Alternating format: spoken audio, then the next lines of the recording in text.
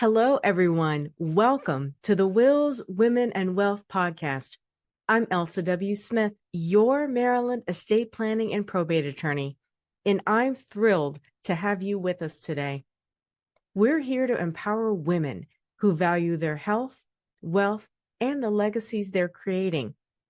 This podcast delves into a diverse range of subjects encompassing finance, law, mental and physical health, and beyond. Our commitment is to furnish you with invaluable insights, engaging expert interviews, and enlightening episodes that address your questions on wills, estate planning, and probate matters. Remember, this is your community, and we want to hear from you. Engage with us, ask questions, suggest topics. Let's build a dialogue. Reach out to us on social media or leave us a comment below. Your input fuels the conversations we have. You can find all of our episodes on YouTube, Spotify, and Apple Podcasts. Be sure to subscribe and stay tuned for our upcoming content. We appreciate your support, and if you enjoy the podcast, please consider leaving us a 5-star review. Your review helps amplify our reach and brings our content to more listeners. And now, on with the podcast. Black History Month is a time to honor the past and to recognize the present. As an estate planning attorney, my work centers on legacy. And for women of color, legacy is never accidental. It's intentional. For too long, we were excluded from conversations about wealth, leadership, and ownership. But the truth is, we have always built. We have always led. We have always made an impact, even in spaces that questioned our presence. In honor of Black History Month, I'm revisiting powerful moments from past conversations on this podcast. Stories from women in law, finance, and technology who navigated rooms not built with them in mind and rose anyway. You'll hear excerpts from those interviews today, and you can find the full conversations linked in the show notes. You may notice that some of these conversations were recorded in earlier seasons of this podcast, but their messages are just as relevant today. Let's begin by talking about why changing the narrative matters.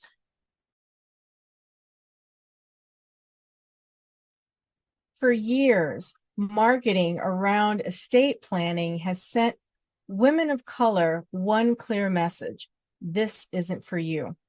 That ends here. You may notice that much of my content is directed towards women of color. There's a reason for that. My practice has a mission to empower women through estate planning. And as a woman of color, myself, that mission is deeply personal. For far too long, women of color have been left out of the estate planning conversation. The legal industry, at least the marketing aspect of it, didn't see us as the ideal client because of the stereotype that we had no wealth, no assets, and nothing worth protecting. That narrative is not only false, it's harmful. The truth is, women of color are business owners, homeowners, caregivers, and leaders in our families and communities. We do have legacies worth protecting. And estate planning isn't just about wealth. It's about peace of mind, protecting loved ones, and making sure our voices are heard even when we can't speak for ourselves. My passion is to change the narrative. I want women of color to see estate planning as something for them, a tool for empowerment, not just a privilege for the few. Every time I show up here, my goal is to educate, encourage, and inspire, because our families, our stories, and our futures matter. Changing the narrative doesn't just happen in marketing. It happens in courtrooms, in boardrooms, in financial institutions. It happens the moment a woman of color decides, I belong here. But belonging isn't always granted freely. Sometimes it's questioned. Sometimes it's challenged. And sometimes it's outright denied. In this next conversation, business owner and family law attorney Angela H. Hansen shares what it felt like to enter a courtroom fully prepared and still have her presence questioned simply because of how she looked. Tell us, what was that like for you, particularly, you're in Rockville, because Rockville is, upper income, higher end, whatnot. Tell the audience, keeping it real, like, what was it like for you, and what made you say, the heck with it? I'm me, and I'm standing in it, in my truth, in my beauty. Right. And that was, again, you have to make conscious decisions. For me, I made a decision to bloom where I was planted. Bloom where you are planted. And I used to tell my girls who were incarcerated or coming off drugs and alcohol, BWRP, BWRUP, BWRP, bloom where you are planted. I love it. BWRP, BWRP, right? So I was in a situation where this is my area. I grew up in Montgomery County. I grew up the only Black kid, XYZ, right? I have a degree in African and American Studies that I designed myself because being so other and having other people tell you who you are was no fun for me. So I was like, I need to know for myself about my people, the children of the diaspora, the descendants of the enslaved people, because I was in Mississippi. So there was a lot of proud, strong, my community was Black. So coming up here to Maryland and finding out that, Black people this and Black people that, I was like, Black people do everything where I came from. Right. So when it was time, I'm like, well, why wouldn't my office be across the street from the courthouse? There was nobody to tell me that it couldn't. Right.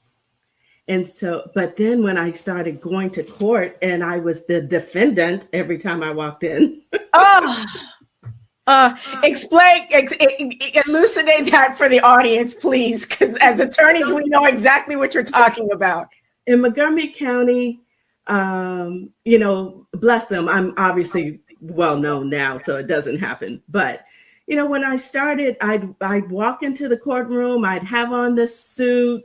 Now my hair has always been natural. It's locked. I don't put any coloring in it. The lipstick is a new addition. Didn't used to. So I would, very natural, pretty low key. So a lot of times the sheriffs just presumed, ma'am, you can't go there. And when I would be trying to go across what we call the bar to sit in counsel's table, ma'am, you can't sit there. I'm like, oh, wow. You see this? You see the briefcase? Do you see the suit? Why would you presume that I was the defendant? Right. It happens a lot. Frederick County, the only place, and I love practicing in Prince George's County for this reason. I love going to Prince George's County, where some attorneys don't. I love going to Prince George's County because when I walk in that building, it's presumed that I'm an attorney. And isn't that just a different experience though? Because I feel that as well. Yeah, I love it. And it's so respectful, yeah. So, and I tell people this, there's some folks who think, well, maybe I need, the Archie Bunker mentality. I need a good blank lawyer. I need a good white lawyer. I need a male lawyer. And I tell them, that might be an easier path in your mind because of your stereotype. But what wins cases is more often than not, it's going to be the facts of the case and your knowledge of the facts and your knowledge of the law and how you put that together. And so that's it. And your reputation. I was about to say, because now, because you go in, you're a hardcore litigator and you win and you have success for your clients. Do you find that the aesthetics and all that other stuff, is that just secondary now because now they see, it's attorney Angela Hansen? It's Mrs. Hansen. Mm-hmm. And I've been in Montgomery County Circuit Court where an attorney that's not well known would make a proffer to the court. And the person on the bench goes, well, I don't know you, but I know Mrs. Hansen. And if Mrs. Hansen says that's how it is, that's how it is. And I appreciate that.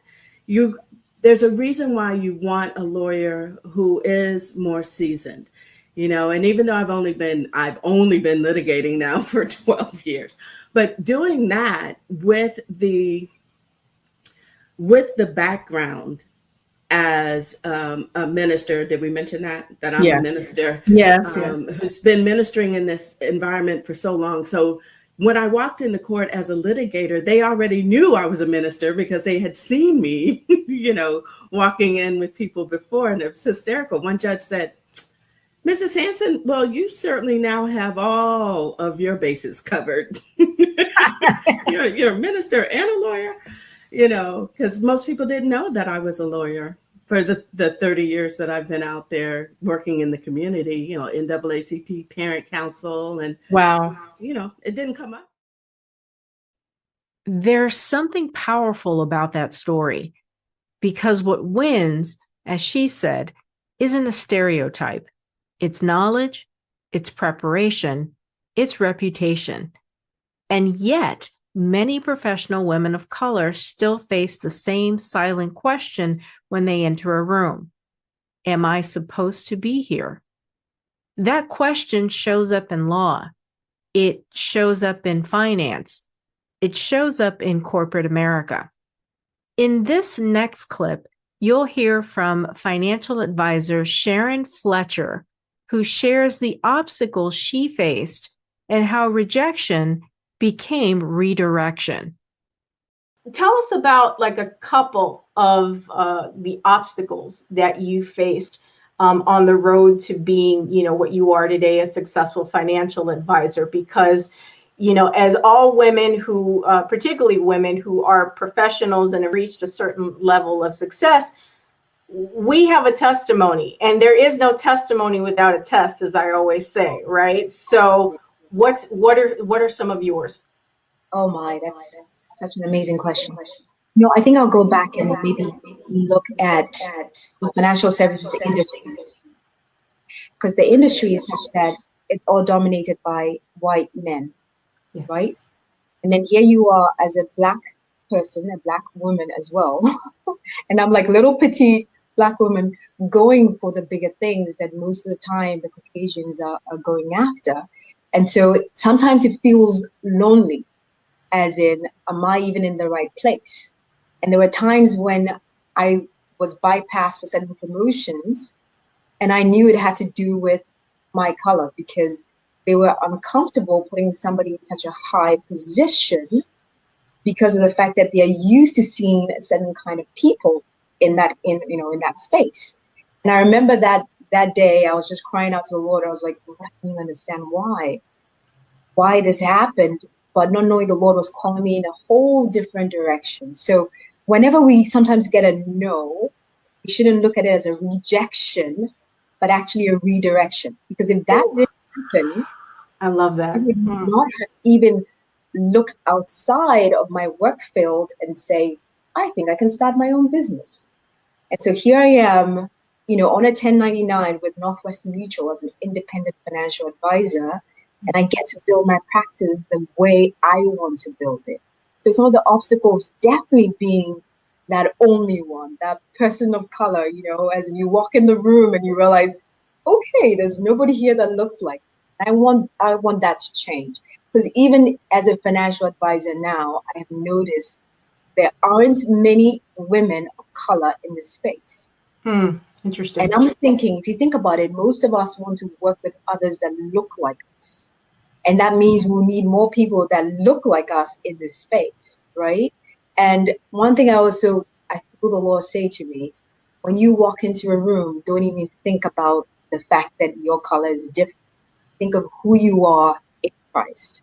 And so when I think about that, I mean, I would go to meetings with big CFOs and all that, but I walk in there knowing that my God is the creator of the whole universe. And so I go in boldness. I don't look at the fact that there could be racism around me and all that. I mean, it's not that I'm ignoring the fact. I'm just saying that it's important for us to look forward rather than always looking back. Because whenever you're looking back, it's going to be very difficult to move forward, if that makes sense. And you're right? walking in the confidence. You are, let's not forget, you are, educated, you are licensed, you have all the credentials there. So if you deserve to be in the room. Yes. And you walk in your truth, you walk in that confidence and knowing that you deserve to be in the room, right? Absolutely. And I think as people of color, we should not be afraid to go higher. As in, I know there are people there that don't look like you, but you have to go for it. And with God, there is nothing impossible. Nothing impossible. I did all these licenses as somebody who just changed careers, but I have 2 little children at home, and then COVID happens, right? And so we are homeschooling and all that. But see, when the Lord has a calling on your life, it doesn't matter the obstacles. You will overcome, and so here I am, as in being in this industry, just seems like it's been a short time, but the wealth of information I'm able to provide to our people, helping them build a multi-generational wealth. I am literally their strategic partner. Redirection, resilience, faith, preparation. There's a theme emerging here. Women of color are often required to be more prepared, more credentialed, more polished, more strategic. Not because we lack ability, but because we are navigating systems that weren't designed with us in mind. And nowhere is that more evident than in the tech industry, where leadership spaces are still overwhelmingly homogenous. In this final clip, you'll hear from Martha Underwood, founder and CEO of Prism, about navigating executive spaces in tech and how being overprepared became both armor and advantage. What challenges did you face navigating the tech industry as a woman of color? Because you and I both know that it's, predominantly, white industry, as is mine in estate planning. But I'd be curious to know, what some of your challenges were. So I'd say one of the main challenges is always having to justify being in the room or being in the position, and that I'm not there to just check a box. I always had to fight for that promotion, right? When I saw some of my white counterparts just get walked into it and not being told the rules of the game, to where I saw, executives take some of my white coworkers, men, and it's like, let me take you under my wing. Let me take you to this happy hour. Let me tell you what just happened in that meeting. Or going into a meeting and everyone else had a pre-meeting and I'm kind of in the dark, right? And then as I moved up the ladder, it didn't get any easier, because then while I had already proved myself, and here I am, I'm an executive and accomplished at that, I was always having to justify my decisions or my strategic plans as it came, when it came to what we wanted to do for a product, what I wanted to maybe to do for my team. Those I always had to justify it. And that was a huge challenge for me, because what it did was it put me in a perpetual state of, oh, I got to validate myself again. I got to validate myself again in this meeting. And that's hard to carry every day, going into, some top high profile meetings. I mean, I'm talking about CEO, C-suite in there all the time. Right. And always having to justify yourself. So it's like you're at a heightened state because you can get caught off guard with a question or anything else, but that your white men coworkers don't have to deal with. They present something and it's just accepted as law or accepted as truth. And yet here I am having to spend 15, 20 minutes justifying my course of action. And that got very frustrating. And so that was a huge challenge. Did that change at all? Or did it get worse the higher that you went or the more advanced you went in your career? Or did it stay pretty much the same? And it was like, okay, here we go again. It pretty much was here we go again. I just think that the stakes were higher because I was higher, but it was the same. It was like, okay, I've seen this before. I know what I got to do. Or just I'm prepared for it. Right. So I'm prepared for it. So how I tried to navigate around it was to always answer the question before it's even asked. So, and that's what I trained my team to do. So whenever I would go in and, for example, say that it was a new feature that I was going to be deploying or proposing for one of my software applications, I'd say, here's the feature as it exists today. Here's the feature that we want to change it to. This is what our user base, when we tested it, this is how they responded to it. And here are projections based on what we think, this change will do positively for the company and for the application, right? And now people would think, oh, everyone has to do that. Yeah, typically. But the difference is Tom will go in and say, hey, I want to make this change. And it's like, okay, you can make that change. No questions on why. Did you test it? Who's going to use it? Did you talk to the business side on this, or this was a tech decision? But yet when I go in, I get all those questions and more. And that's the difference. And so I said, let me just kill it before it even starts by answering those questions before it's even asked. So it's like it's a double-edged sword, because you've got to be, it sounds like to me that you've got to be more prepared than anybody else in the room, which is a double-edged sword because it's quite stressful and you've got to anticipate every single question, but it makes you that much more of a, may I say, a badass, like in the corporate setting. 2, 1. There's something I want you to notice. Every woman you heard today had to validate herself, prepare beyond expectation, and push through doubt. And yet she built anyway. She led anyway. She showed up anyway. That is Black history. Not just the past, but the present. Black History Month isn't only about remembrance. It's about recognition. Recognizing women of color shaping justice, building generational wealth, leading innovation, and creating opportunity. And this is where estate planning matters, because empowerment without protection is incomplete. Legacy doesn't happen by accident. It happens by intention. To every woman listening, you belong in every room you enter. Your work matters, and your legacy deserves to be secured. This Black History Month and every month, let's change the narrative, not just by succeeding, but by protecting what we build. If today's conversation raised questions for you or helped you realize that it may be time to take the next step, we're here to help. You don't have to navigate this alone.